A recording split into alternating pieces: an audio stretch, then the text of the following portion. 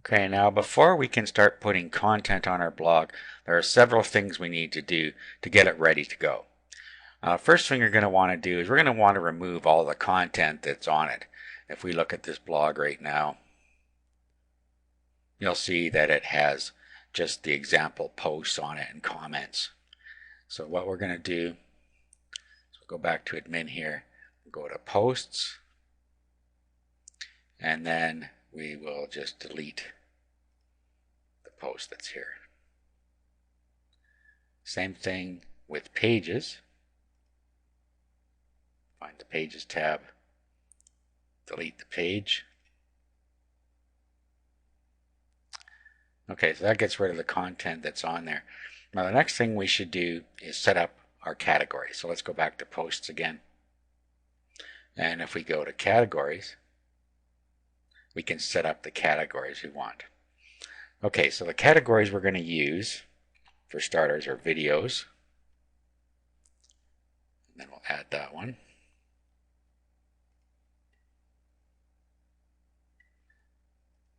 And articles.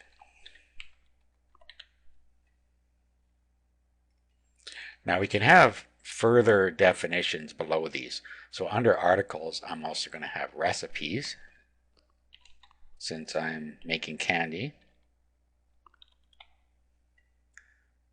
So we come down here to category parent and we go to articles. So you can set up your tree however you like it here. So I'm going to start with these. We have recipes and we have videos. And I think that's all we need for this particular blog. So what we're going to have is we're going to have video content and we're going to have written content as part of our blog. This is what's going to keep people coming back. Okay, then the next thing we're going to want to do is we're going to want to go to settings and set a couple things up in here. Okay, we already did this main page here. Now let's go to writing. Okay, now in here, what we can do is add to the update services. These are the pinging services that will be notified anytime a post is made to our blog. We're going to have automatic postings and manual postings, so it's important that we update this list. I've given you a large list of ping services that you can open up and paste them in here. Okay, so here's the list. So all you do is just copy this whole list. And then we just paste it down here. So I'll paste over top of the one that's in there because it's already in the list. And save those changes. Okay, next we need to go to reading. Okay, and then if you want your article feed to be full text or summary, what this is for is if people subscribe to your blog by an RSS feed and read it with an RSS reader, you can determine whether they're going to be able to get full text or summary text here. So that's up to you. It's actually proven that full text will actually get you more traffic to your blog, believe it or not. You would think that summary might because they'd only be able to read a snippet, but that just tends to annoy people. But it's up to you. You set that either way you want. And here we have the number of blog pages that can show at most on one page. And the syndicated feed, how many posts it shows on there for the most recent posts. Okay, so save any changes you make there. Discussion, this is where you can determine if you're going to allow comments. Okay, I suggest that you uncheck the first one at least. I usually uncheck the first two. Now, here you can determine if you want people to be able to comment. If you don't, uncheck this one. If you do, leave it checked. And then down here, you can determine how you want this to work, and you can set up how you want the comments to appear, whether you want them to be moderated or just to appear on your site. I suggest that you have them held from moderation.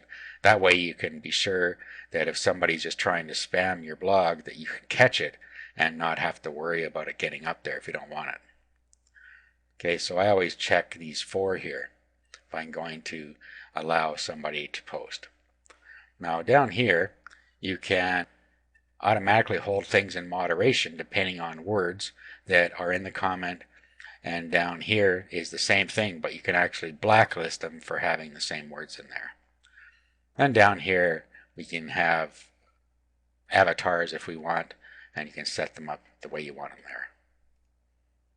Okay, so save any changes you made there. Okay, now privacy. Make sure that it is visible to everyone. So if it's not set to that, make sure that you set it that way. I skip past media because there's nothing we really need to worry about in here.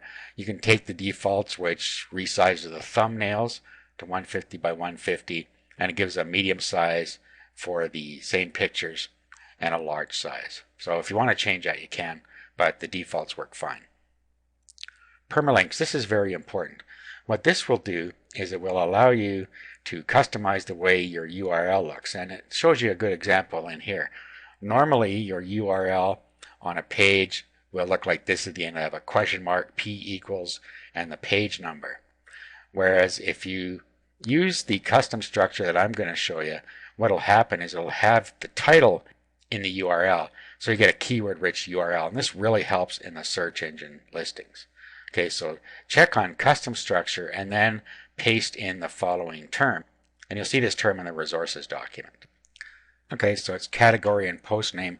So we set up a video category, so our videos are going to go in there, so we'd have our URL / videos / the name of the video post, which is the title. Okay, and we save changes there. Okay, now you'll notice that some code appeared down here. We actually have to go and change our .htaccess file. So copy all of this. Now what we're going to need to do is go into our cPanel and edit the htaccess file. Or what we can do is we can use our FTP program and download one if it's already there, modify it and re-upload it, or we can create one on our own computer and then we can upload it using FTP, whichever is easier. Okay, so here's making candy, and there is no .htaccess file in here. It would be right at the beginning of the file, so we don't even have one. So what we can do is we can just open a notepad session like this, paste our content in there, then we can save this to our directory and we'll just call it htaccess. Now if we already had a .htaccess on that site, we would have to download it and then modify it and re-upload it, but there isn't one there right now. Okay, so we can close this. Now let's go find it on our local side here. There's our htaccess.txt. So let's upload that. And then we need to rename it. So just rename it.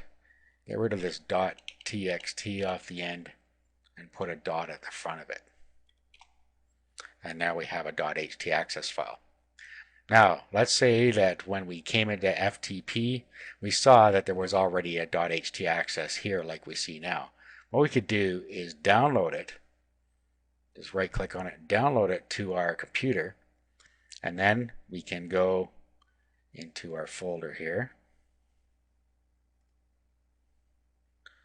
and find .htaccess. There it is there. We can open that with, and WordPad's fine. Okay, and then you would make the change in here and save it, and then re-upload it. It's as simple as that. So basically just download it, add this code to the one that's already there, save it, and re-upload it over top of the one that was there. Okay, so now you would do this and upload it. It would tell you it already exists, and you would let it overwrite. And you would have your .htaccess file. Okay, that allows everything to work properly as far as the permalinks are concerned. Next, miscellaneous. And there's really nothing you have to set in here. This just determines where our uploads go to on our blog, or you can give a full URL path, but you can just take the defaults here. Okay, we've already done all-in-one SEO and WP-O-Matic. Will be done when we start adding content. XML sitemap we've done. So the next thing we need to do is go to appearance and set a couple things here. Let's go to Appearance. And then let's go to Widgets. And widgets simply determine what content is on the sidebar. Okay, and now on this particular theme I have 4 sidebars. Let's go have a look at the site here. Okay, this is one sidebar, and I'll remember there's content that's supposed to be here, but we deleted it. This sidebar is over here. So that's sidebar 1, and then we have 2, 3, and 4. So this is what it looks like by default, but by setting widgets we can change that. Okay, so really the only thing we're going to be showing on our sidebar will be our categories. So move to categories. Okay, so this will show, in our case, videos and articles with recipes underneath it as we posted them. So that's all that's going to be in this category tree. Now I suggest that you show the hierarchy here like that. You can show the post counts if you want as well. Okay, so save that. And then you can close it so it just collapses like that. Okay, the next thing we're going to want to show is the most recent posts. Okay, so grab a hold of that one and drag it up into this space as well. And then you can set the number of recent posts you want to show there, up to 15 on this particular theme. We'll save that. Close. You're also going to want a search on here. Now you can determine where you want that on your sidebars. I'm not actually going to use sidebar 2, 3, and 4 on this theme. I'm going to just leave it as it is. So I'm going to put my search bar actually in this block.